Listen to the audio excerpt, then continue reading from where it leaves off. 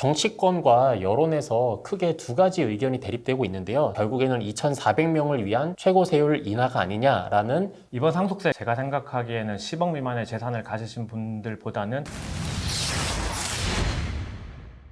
안녕하세요. 지킴앤아이드의 지하륜 김정우 대무사입니다. 반갑습니다. 며칠 전에 제가 인터넷 기사를 보다가 정말 자극적인 기사를 하나 봤어요. 마음 편히 죽으러 간다 라는 내용의 기사였는데요.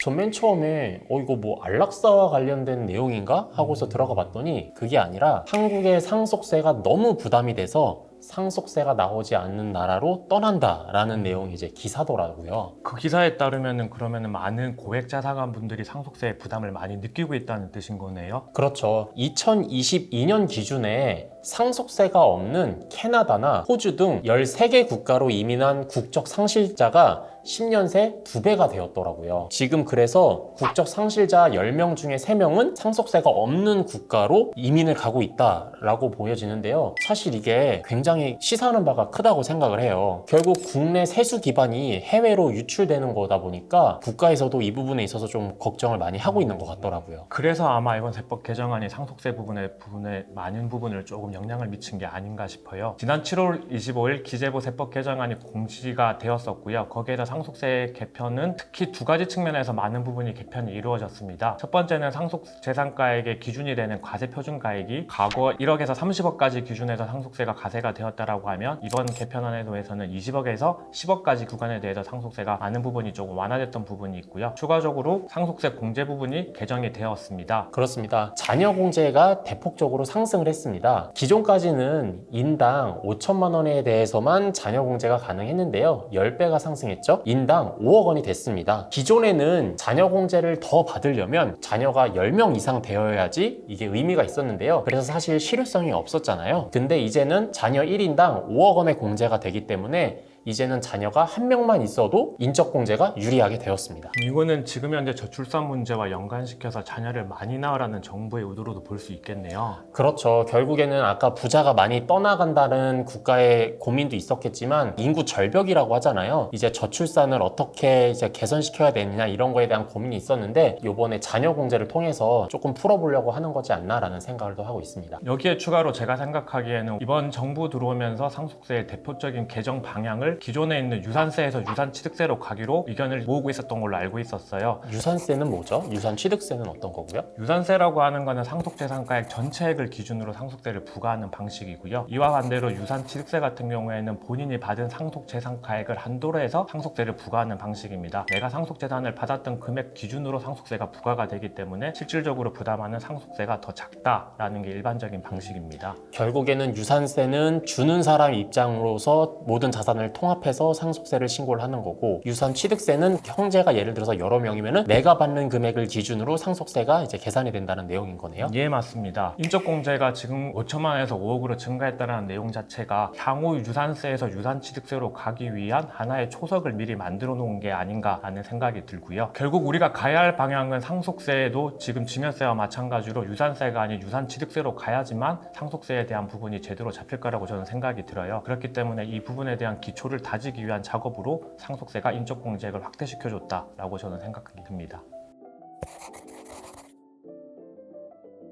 결국은 이제 30억 초과했던 분들에 대해 상속세가 감면이 되다 보니 초부자들을 위한 감세 정책으로 바뀐 게 아니냐라는 의견들이 많이 나오고 있는 걸로 알고 있습니다. 그렇습니다. 정치권과 여론에서 크게 두 가지 의견이 대립되고 있는데요. 초부자 감세를 해주는 거 아니냐 이거와 아니다 중산층 세부담 완화와 관련된 내용이다 이렇게 이제 의견이 대립되고 있는데요. 사실 저는 두 가지 의견 다 일리가 있다라고 생각이 듭니다. 첫 번째 초부자 감세 측면에서는 최고 세율이 50%에서 40%로 감소가 되었잖아요. 이 수혜자는 과세 표준이 30억을 초과하는 이제 고액 자산가들일 텐데요. 그 대상자가 2,400명 뿐이라고 해요. 그렇기 때문에 결국에는 2,400명을 위한 최고 세율 인하가 아니냐라는 주장이 나오는 것도 일리가 있습니다. 하지만 제 생각은 조금 다른데요. 50%에서 최고 세율이 40%로 하락한다고 하더라도 OECD 평균 상속세율은 25%인데 이 금액을 이미 훌쩍 뛰어넘고 40%여도 아직 세 번째로 높기 있기 때문에 초부자 감세로 지적을 하기에는 조금 부족한 부분이 없지 않나라고 생각을 합니다. 이번 상속세 개편으로 실질적으로 혜택을 보는 사람들은 제가 생각하기에는 10억 미만의 재산을 가지신 분들보다는 20억 이상을 가지신 분들께서 이 혜택을 볼 걸로 생각이 들어요. 왜냐하면 10억까지는 기존 상속세법 하에서도 세금을 납부할 세액이 전혀 없었던 부분이시기 때문에 20억을 초과하시는 분들께서 이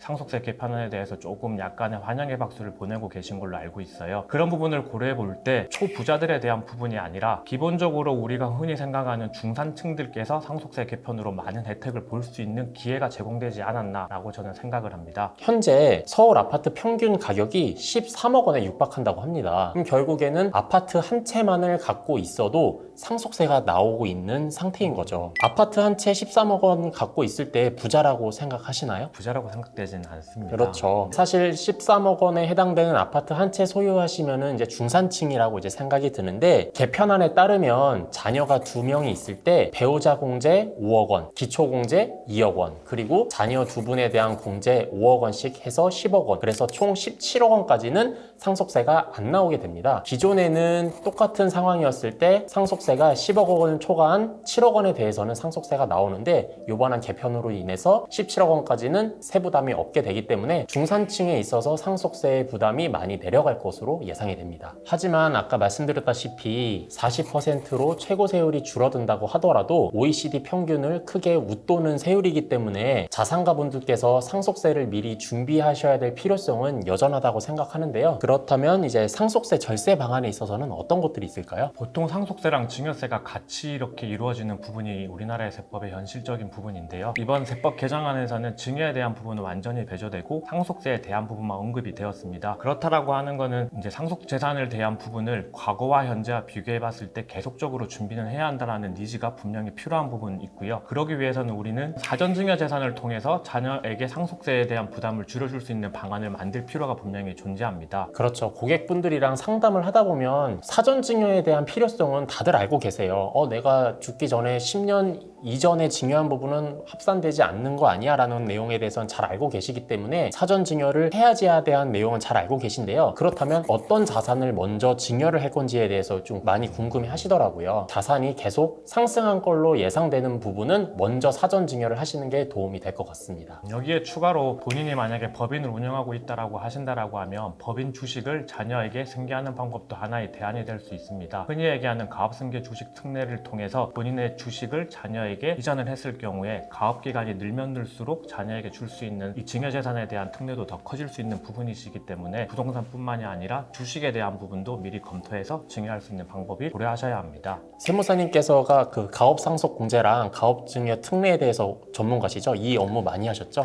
제가 대한민국 굴지의 기업에 대한 부분을 많이 컨설팅을 진행했었고요. 실질적으로도 아직까지도 사후 관리를 하고 있는 부분이 있기 때문에 가업증여 특례에 대한 부분을 저희가 선제적으로 많이 검토해서 자세하게 알려드릴 수 있다고 자신 있게 말씀드립니다. 그리고 상속세와 직접적으로 연관되는 내용이 아닌데 간혹가다 조금 안타까운 경우들이 있어요. 부동산 자산가분들은 현금 보유량이 자산에 비해서 많지 않잖아요. 그렇기 때문에 갑작스러운 유고 상황이 발생했을 때 상속세 재원을 마련하기 위해서 부동산을 급매하시는 경우들이 있어요. 그러면은 이제 자산가치 하락으로 이어질 수 있기 때문에 내가 해당하는 상속세가 예상되는 세금이 얼마인지를 미리 파악을 하고 상속세 재원을 미리 준비하시는 것도 중요하다고 생각을 합니다. 이번 상속세 개정안에서 조금 아쉬운 부분들이 또 존재는 하는데요. 배우자 공제에 대한 부분이 전혀 언급이 없었어요. 배우자와 함께 그 재산을 만들었다는 거에 대해 큰 의의가 있는데 배우자 공제가 현행 세법 기준의 30억으로 그대로 고정이 되어 있는 부분이시거든요. 상속세 개편안이 현행 그대로 통과가 될지 아니면 많은 부분이 조금 변화가 될지 계속해서 지켜봐야 할 필요는 있겠지만 제 개인적으로는 배우자 공제에 대한 부분을 조금 더 많이 개정이 이루어졌으면 좋겠다는 생각이 들고요. 인적 공제도 이제 자녀가 없는 분들에 대한 부분 같은 경우에는 실질적인 혜택이 많이 와닿지 않는 부분일 거라 생각이 들어요. 그렇기 때문에 이 부분에 대한 부분도 세제를 개편하시는 여러 분들께서 같이 고려하셔가지고 상속세 개정이 잘 이루어질 수 있도록 원만한 협의가 이루어졌으면 좋겠다고 생각합니다. 네, 감사합니다. 감사합니다.